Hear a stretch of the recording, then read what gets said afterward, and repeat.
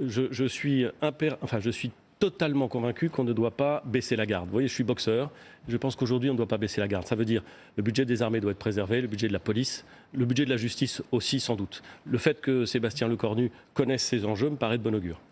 Par exemple, vous soutenez d'ailleurs en cela le président de la République et le Premier ministre, il faut vraiment économiser en 2026 44 milliards d'euros.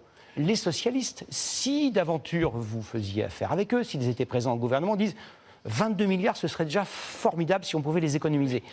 Un accord est possible, une négociation est possible là-dessus ? Oui, on vit dans un pays où c'est assez facile en général de trouver une majorité pour faire moins d'économies que ce qui est prévu. Certes, mais serait-ce possible ? Ce sera sans doute possible et surtout c'est nécessaire.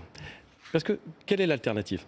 L'alternative, je l'ai dit, c'est que si le gouvernement que Sébastien Lecornu propose au président de la République devait être censuré dans les semaines ou les mois qui viennent, si le budget n'était pas adopté, alors je pense que nous rentrerions dans une crise politique. Je pense que la dissolution serait inéluctable.